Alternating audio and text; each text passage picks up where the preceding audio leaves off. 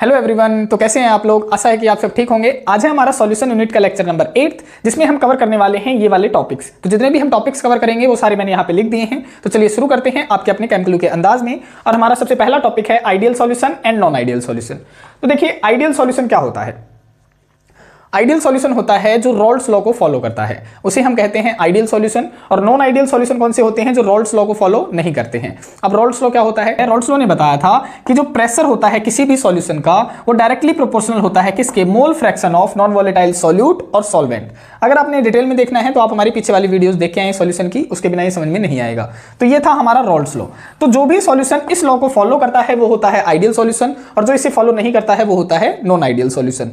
तो देखते हैं कि इसे लिखते कैसे हैं। तो देखिए आइडियल सॉल्यूशन क्या होगा, those solution which follows Rolle's law in all condition of temperature and pressure are called ideal solution. और जो इसे फॉलो नहीं करता वो होता है नॉन आइडियल सॉल्यूशन। तो आप लिख सकते हैं those solution which do not follow Rolle's law in all condition of temperature and pressure are called non ideal solution. तो इस तरीके से बिल्कुल सेम है, सिर्फ यहां पे क्या लगा देंगे आप, डू नॉट लगा देंगे कि वो उसे फॉलो नहीं करता रॉल्स लॉ को, उसे हम कह देंगे नॉन आइडियल सॉल्यूशन। फिर बात आ जाती है कि इनकी प्रॉपर्टीज की, कि आखिर प्रॉपर्टीज क्या होती हैं आइडियल सॉल्यूशन और नॉन आइडियल सॉल्यूशन की। तो यहां पे मैं लिख देता हूं, हेडिंग बना देता हूं प्रॉपर्टीज की, प्रॉपर्टीज। सिमिलरली यहां पे भी हेडिंग बना देते हैं, देखो प्रॉपर्टीज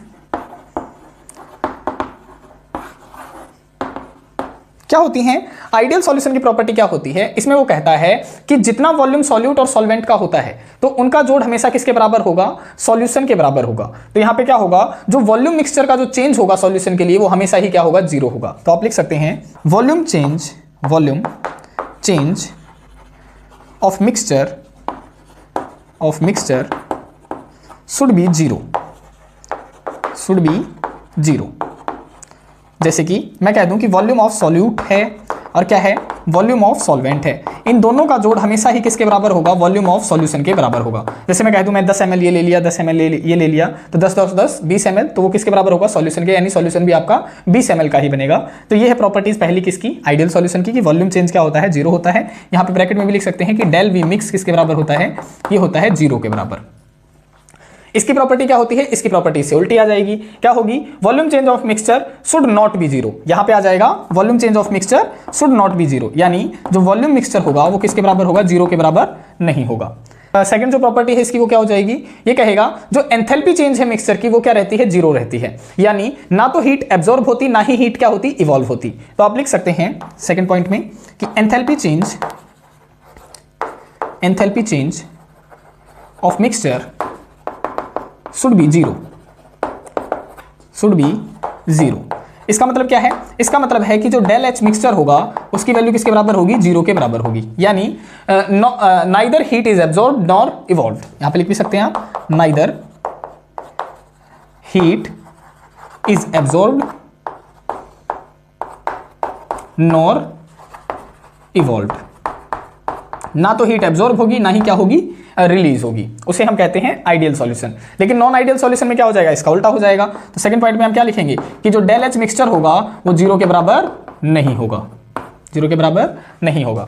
थर्ड प्रॉपर्टी में आप क्या कहेंगे, आप कहेंगे कि मतलब जो सॉल्यूट और सॉल्यूट का इंटरेक्शन होता है वो सॉल्वेंट के इंटरेक्शन के बराबर होता है, और वही इंटरेक्शन किसके बराबर होता है, सॉल्यूट सॉल्वेंट के बराबर होता है। यानी आइडियल सॉल्यूशन के केस में, एक बार मैं इसे साफ कर देता हूं, यानी आइडियल सॉल्यूशन के केस में क्या हो जाएगा, जो थर्ड प्रॉपर्टी हो जाएगी उसमें वो कहेगा कि जो सॉल्यूट और सॉल्यूट के बीच में जो इंटरेक्शन है, सॉल्यूट इंटरेक्शन, वो किसके बराबर होगा, वो होगा सॉल्वेंट के इंटरेक्शन के बराबर, सॉल्वेंट इंटरेक्शन। और ये किसके बराबर होगा, ये दोनों इंटरेक्शन बराबर होंगे सॉल्यूट सॉल्वेंट इंटरेक्शन के बराबर होगा। ठीक है, लेकिन नॉन आइडियल सॉल्यूशन में ये जो इंटरेक्शन होते हैं वो बराबर नहीं होते हैं।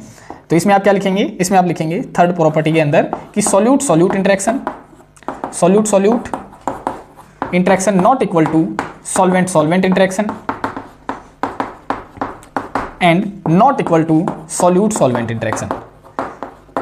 Solute solvent interaction. तो ये क्या हो जाते हैं, ये आपकी थर्ड प्रॉपर्टी हो जाती है। फोर्थ प्रॉपर्टी आपकी क्या हो जाएगी, फोर्थ प्रॉपर्टी में आप इनका एग्जांपल बता देंगे।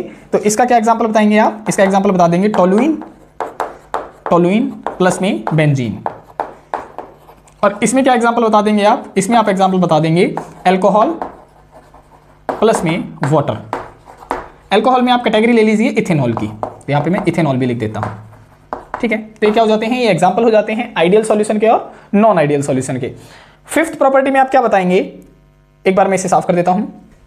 फिफ्थ प्रॉपर्टी के अंदर आप क्या बता सकते हैं, आप जैसे मैंने यहां पे बताया था कि ये सॉल्यूशन रॉल्स लॉ को फॉलो करते हैं, तो आप रिप्रेजेंट भी कर सकते हैं। जैसे कि इसने बताया था कि जो प्रेशर होता है वो डायरेक्टली प्रोपोर्शनल होता है मोल फ्रैक्शन के, और यहां पे अगर प्रोपोर्शनलिटी कांस्टेंट को हटाते हैं तो क्या लग जाता है, P0 यानी partial vapour pressure in the pure state, और जाई लग जाता है। तो ये क्या कर रहा है, इसे फॉलो कर रहा है, तो बराबर का निशान आ गया।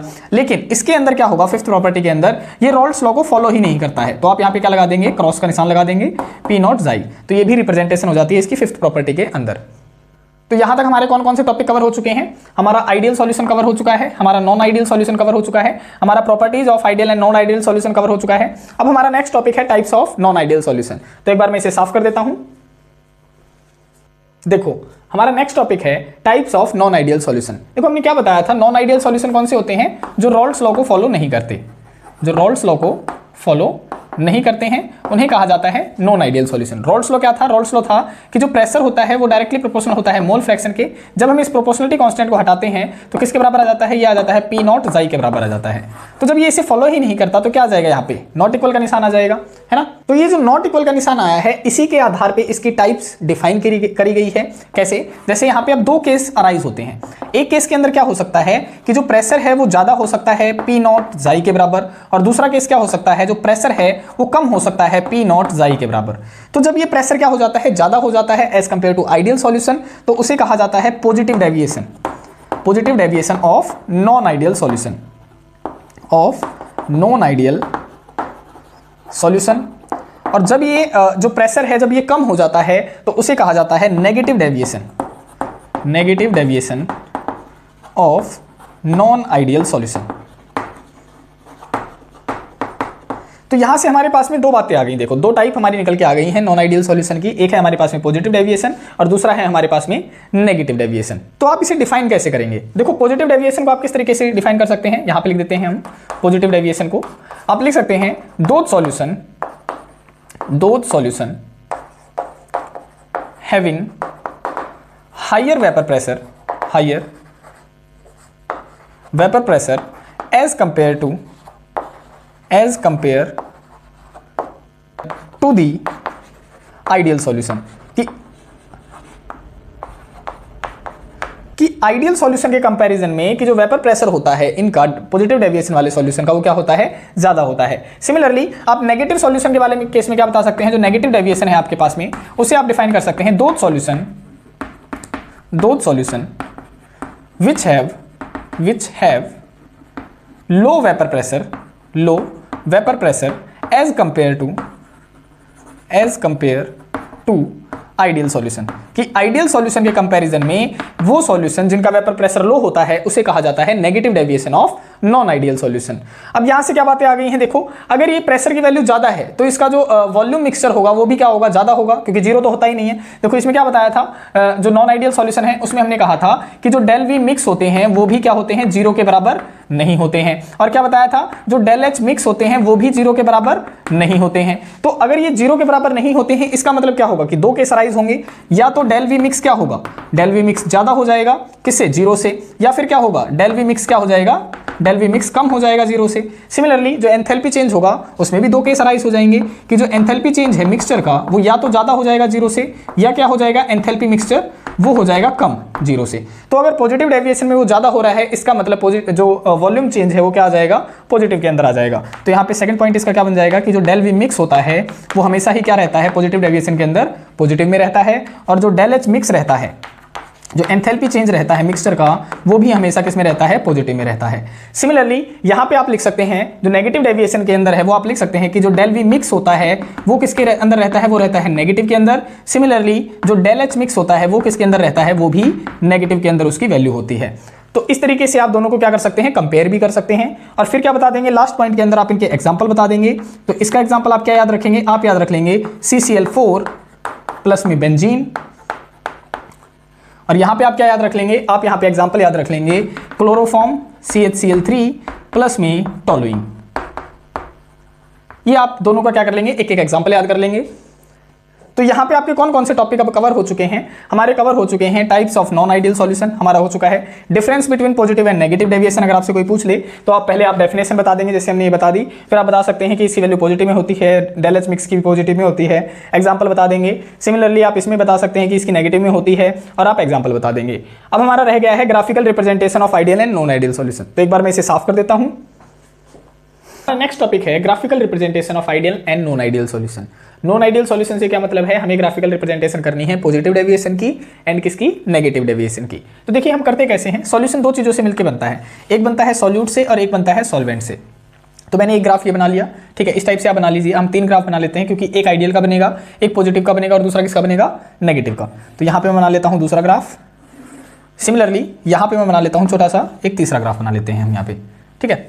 अब देखो यहाँ पे जो हमने ये जो लाइन बनाई है, यहाँ पे मैंने 2 लाइनें बना रखी हैं। तो यहाँ पे एक लाइन का मतलब क्या है कि मेरे पास में उस सॉल्यूशन के अंदर केवल मोल फ्रैक्शन ऑफ ए है।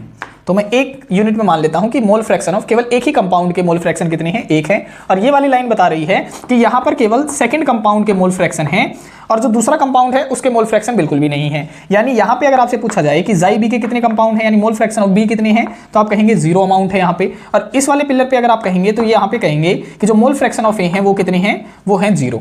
तो देखिए अब एक बीकर के अंदर केवल एक ही कंपाउंड के अगर मोल फ्रैक्शन है तो उसका जो वेपर प्रेशर आएगा वो क्या आएगा, बिल्कुल प्योर फॉर्म में आएगा। तो इसका जो वेपर प्रेशर है वो मैं मान लेता हूं कि यहां पे आ गया P0A, ठीक है। सिमिलरली यहाँ पे ए का कोई भी कंपाउंड नहीं है, केवल बी का मोल फ्रैक्शन है। तो यहाँ पे जो इसका वेपर प्रेशर आएगा वो क्या आएगा, बिल्कुल बी का आएगा। तो यहाँ पे मैं मान लेता हूं कि यहाँ पे इसने बना दिया P0B, इस तरीके से रिप्रेजेंट कर दिया हमने।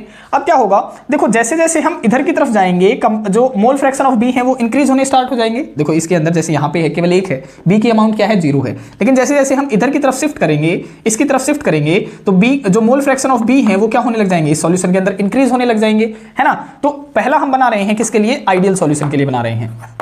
और आइडियल सॉल्यूशन में क्या बताया था कि जो प्रेशर होता है वो किसके बराबर होगा, वो मोल फ्रैक्शन ऑफ उसी के कंपाउंड के बराबर होगा। यही बात बताई थी उसने कि जितने मोल फ्रैक्शन होंगे उतना ही ज्यादा क्या होगा, प्रेशर होगा। तो देखो यहाँ पे क्या होगा, जैसे जैसे मतलब इंप्योरिटी इंक्रीज होने लग जाएंगे इसमें, जैसे इधर की तरफ बढ़ेंगे, इधर की तरफ अगर बढ़ेंगे तो क्या होगा, जाई ए के कंपाउंड इंक्रीज होने लग जाएंगे। देखो इस साइड अगर आएंगे तो किसके कंपाउंड इंक्रीज होने लग जाएंगे, जाई ए के इंक्रीज होने लग जाएंगे। यानी मिक्स्ड में यानी जाई बी के अंदर क्या होने लग जाएगा, जाई ए कंपाउंड मिक्स होने लग जाएगा।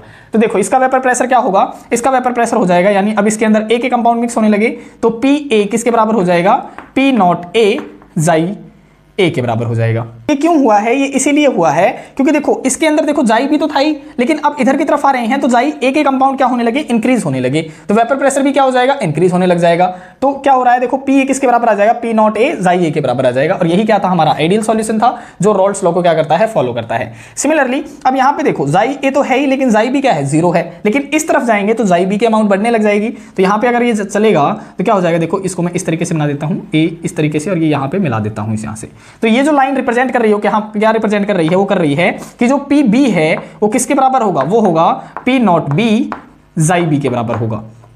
तो ये तो आ गया, मतलब इसकी लाइन आ गई कि कंपाउंड ए का प्रेशर है, ये किसकी बता रही है, कंपाउंड बी का प्रेशर बता रही है आइडियल सॉल्यूशन के लिए। लेकिन यहां पे जो मैं ये लाइन बना लेता हूं, ये किसके लिए बताएगी, ये बताएगी कि दोनों प्रेशर को हमने क्या कर दिया, यानी दोनों सॉल्यूशन को हमने क्या कर दिया, मिक्स कर दिया। इसका मतलब जो सॉल्यूशन का जो प्रेशर होगा वो किसके बराबर होगा, P ऑफ A प्लस में P ऑफ B के बराबर होगा। तो ये किसकी ग्राफिकल रिप्रेजेंटेशन है, ये है आपकी आइडियल सॉल्यूशन के लिए। सिमिलरली हम किसकी बना लेते हैं, नॉन आइडियल सॉल्यूशन के लिए। नॉन आइडियल सॉल्यूशन में कितने टाइप हैं, 2 टाइप हैं, एक है पॉजिटिव, दूसरा कौन सा है, नेगेटिव। तो पहले हम पॉजिटिव का बना लेते हैं। तो यहाँ पे मैं लिख देता हूं कि अब हम बना रहे हैं पॉजिटिव डेविएशन की ग्राफिकल रिप्रेजेंटेशन। सिमिलरली आप 2 कंपाउंड मान लीजिए, जैसे ये वाला जो पिलर है वो मान लेता हूं जाई ए और यहाँ पे मैं मान लेता हूं जाई बी। यहाँ पे जाई ए के कंपाउंड है 1, यहाँ पे है 1, लेकिन यहाँ पे जाई ए के कंपाउंड कितने हैं, 0 है। और यहाँ पे जाई बी के कंपाउंड कितने हैं, 0 है। तो इसका जो प्रेशर जो बनेगा वो कितना बनेगा, वो बनेगा PA, लेकिन वो किस फॉर्म में बनेगा, प्योर फॉर्म में, तो P नॉट A। और यहाँ पे इसका जो वेपर प्रेशर बनेगा वो किस फॉर्म में बनेगा, वो भी प्योर फॉर्म में बनेगा, तो P नॉट B बता दिया। अब देखो जैसे जैसे ये जाई ए इधर की तरफ जाएगा, किसके कंपाउंड ऐड होने शुरू हो जाएंगे, मोल फ्रैक्शन ऑफ बी के कंपाउंड ऐड होने शुरू हो जाएंगे। तो यहाँ पे क्या हो जाएगा, ये वेपर प्रेशर इस तरीके से इंट्रोड्यूस हो जाएगा इसके अंदर। लेकिन ये बात किसकी चल रही है, ये बात तो हमने किसकी बताई थी, ये तो इसकी बताई थी हमने आइडियल सॉल्यूशन के लिए कि ये क्या हो जाएगा, बिल्कुल मतलब सिमिलर वे में अगर इंक्रीज होगा, क्योंकि यही बात तो बताई थी कि ये लाइन किसको रिप्रेजेंट करेगी, PB is equal to P naught B और जाई B को रिप्रेजेंट करेगी।